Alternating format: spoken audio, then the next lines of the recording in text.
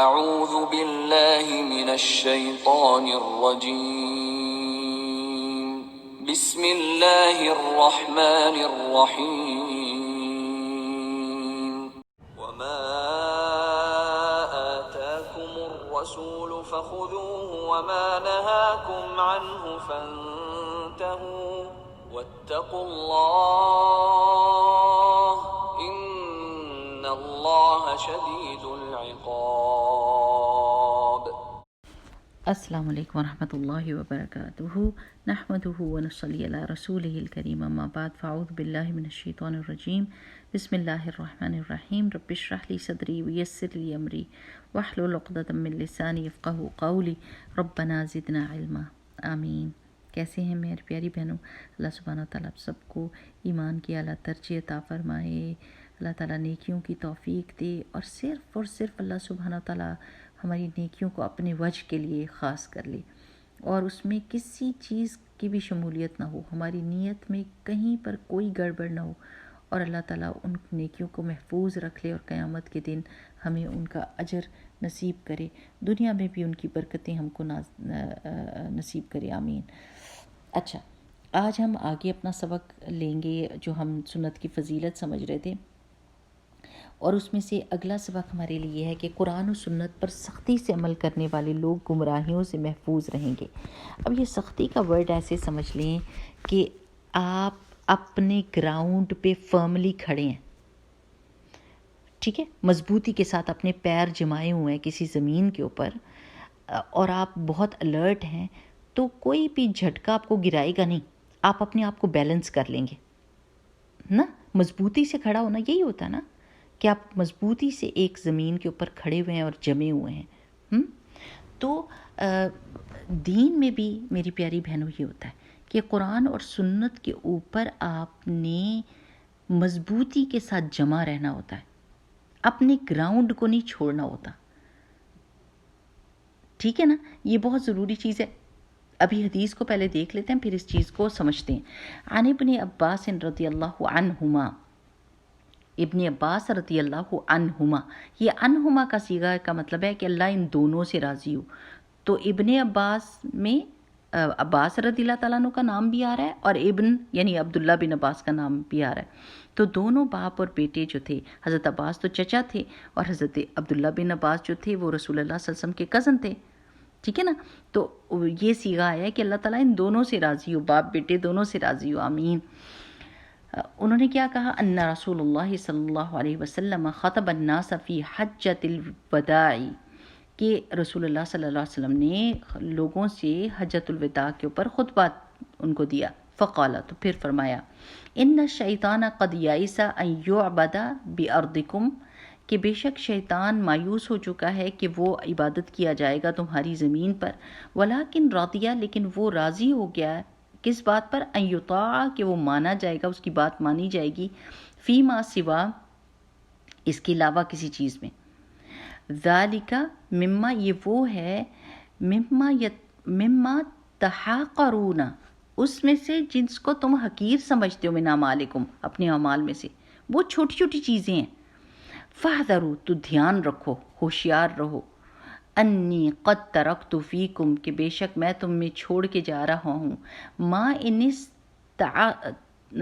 تصمتم، کہ اگر تم نے ان کو، عاصمہ کہتے ہیں نا پکا، مضبوطی سے پکڑا، اعتصام کس کو کہتے ہیں؟ مضبوطی سے پکڑا، بھی ساتھ اس کے، فلن تضلوا ابدا، تو تم کبھی بھی بھٹکو گے نہیں، کتاب اللہ، اللہ کی کتاب، وسنت نبیہ، اور اس کے نبی کی سنت صلی اللہ علیہ وسلم۔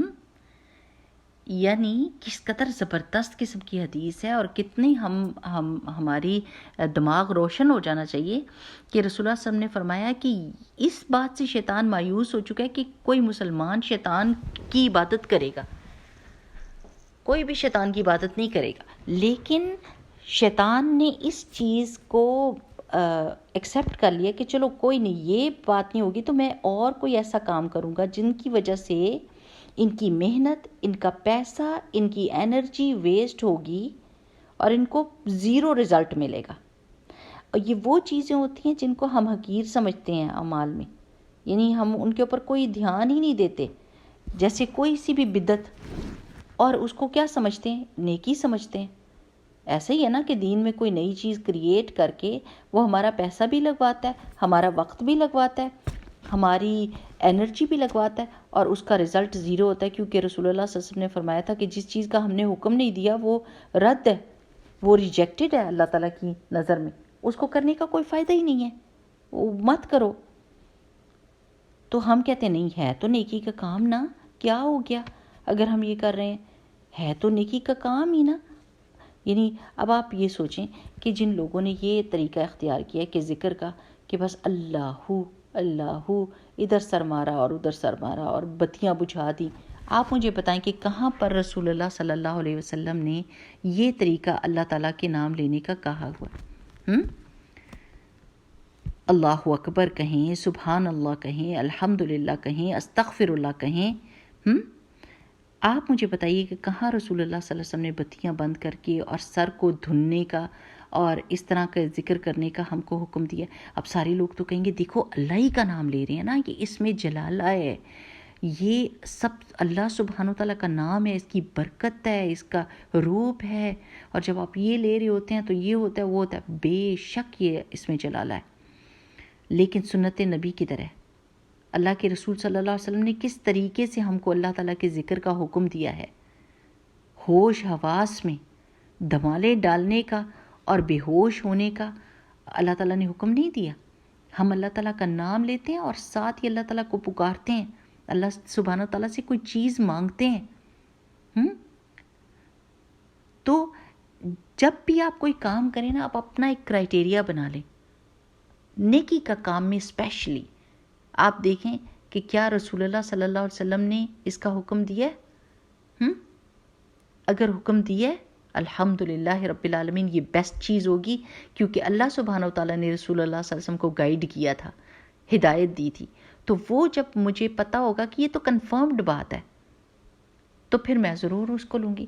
اب مجھے آپ بتائیے کہ آپ کے سامنے دو چیزیں پڑی ہوں، دو موتی پڑے ہوں، ایک کو کہہ رہے ہوں کہ یہ بھی ڈائمنڈ ہو سکتا ہے، اس میں شک ہے، پر شکل اس کی ڈائمنڈ جیسی ہو، اور وہ کہیں اس میں شک ہے، لیکن یہ کنفرم ہے، اس کو سنارے نے اور یہ جو کام کرتا ہے اس کا ڈائمنڈز کا، اس نے کہا ہے کہ یہ ڈائمنڈ ہے، اور آپ کو چوائس ہے کہ ان دونوں میں سے کوئی چیز اٹھا لیں۔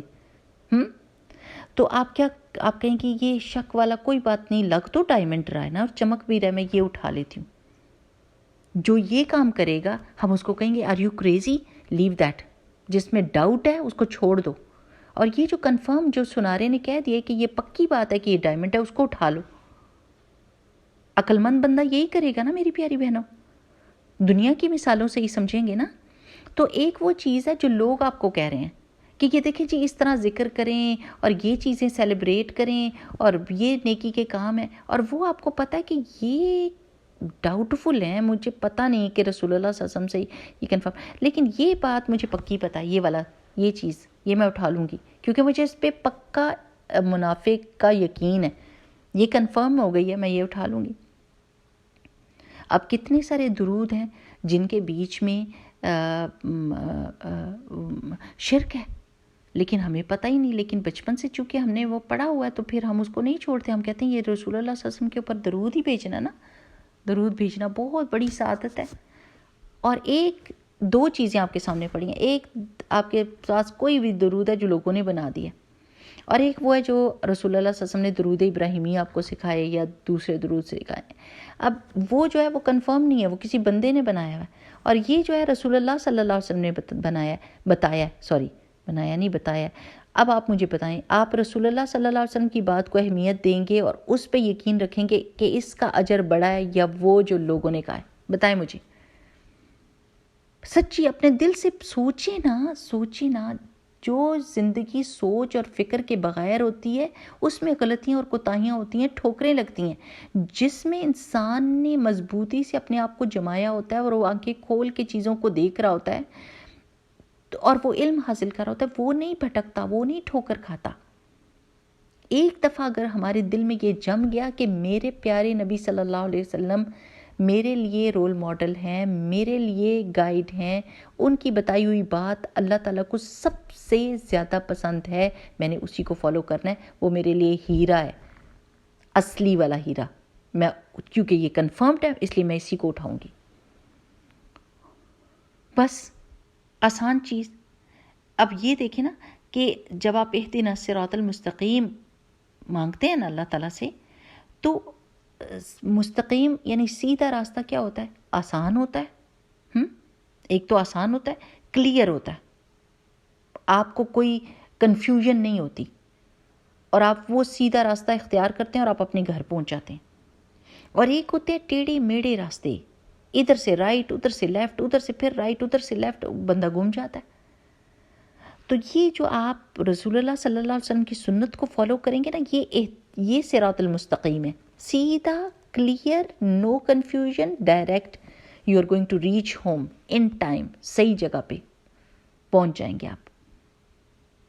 آپ مجھے یہ بتائیں کہ کوئی بندہ یہ کہہ رہا ہو کہ یہ سیدھا راستہ آپ کے گھر کو جا رہا ہے اور جلدی بھی پہنچ جائیں گے، آسانی سے بھی پہنچ جائیں گے اور کوئی کنفیوژن نہیں، اور دوسرا کہہ رہا ہو آپ ہو سکتا ہے کہ آپ صحیح جگہ پہ پہنچ جائیں، آپ ادھر سے مڑیں اور ادھر سے مڑیں اور ادھر سے مڑیں، آپ کہیں گے یہ تو شک میں پڑا ہوا ہے، اور اس کا تو راستہ بھی بڑا ٹیڑھ میڑھ میں جا رہا ہے، اور یہ جو سیدھا بتا رہا ہے میں اس راستے پر چلتی ہوں اور یہ کنفرمڈ ہے.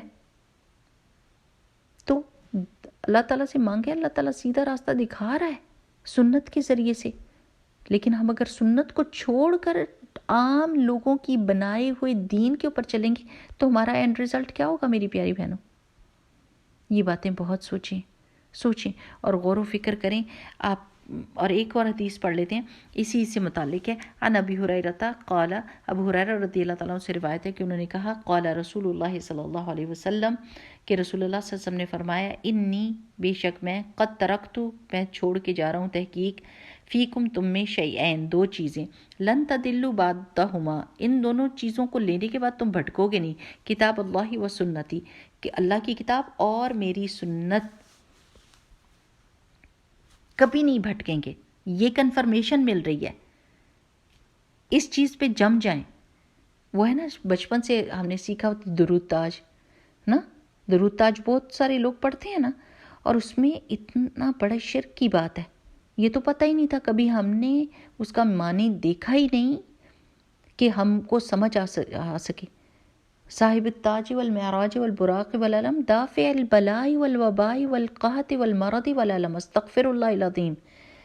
کہ رسول اللہ صلی اللہ علیہ وسلم کو ہم کہہ رہے ہوتے ہیں کہ یہ معراج والے ہیں اور یہ دکھ اور علم اور قحط کو دور کرنے والے، استغفر اللہ العظیم. قرآن پاک میں اللہ سبحانہ وتعالیٰ نے فرمایا کہ محمد صلی اللہ علیہ وسلم ان سے کہہ دو کہ نہ میں تمہارے کسی نفع کا مالک ہوں، نہ میں نقصان کا، میں تو اپنے نفع اور نقصان کا مالک نہیں ہوں. اور اگر میں مالک ہوتا تو میں ساری کی ساری خیر اپنے لیے اکٹھی کر لیتا. صحیح بات ہے نا. تو یعنی ہم اتنی بڑی بڑی باتیں کہہ جاتے ہیں اور ہمیں پتہ ہی نہیں ہوتا. تو ان چیزوں کے ساتھ جڑ جائیں اور ان کو پکا پکڑ لیں جو رسول اللہ صلی اللہ علیہ وسلم نے آپ کو بتائی ہیں، اور لوگوں کی باتوں اور لوگوں کے بنائے ہوئے دین کو چھوڑنے پر آپ کو کوئی گناہ نہیں ہونے والا. آپ کو جب کنفرمڈ اور اوتھینٹک چیزیں موجود ہیں آپ ان کو لے لیں، آپ فائدے ہی فائدے میں رہیں گے انشاءاللہ باذن اللہ. ٹھیک، اللہ سبحانہ تعالیٰ ہم کو سیدھے راستے پر ڈالے رکھے اور رسول اللہ صلی اللہ علیہ وسلم کی سنت پر جما دے اللہ تعالیٰ مضبوطی سے ہم کو. آمین. سبحانک اللہم و بحمدک، نشہد ان لا الہ الا انت، نستغفرک و نتوب الیک. یہ دعا ضرور پڑھا کریں. اللہم ارنا الحق حقا وارزقنا اتباعہ وارنا الباطل باطلا وارزقنا اجتنابہ. اور یہ دعا کہ ربنا لا تزغ قلوبنا بعد اذ ہدیتنا، اللہ ہمارے دلوں کو ٹیڑھا نہ کرنا، جب تو نے ہدایت ہم کو دے دی ہے تو ہمارے دلوں کو سیدھا ہی رکھنا، ٹیڑھ نہ دینا ان میں. آمین. السلام علیکم ورحمۃ اللہ وبرکاتہ.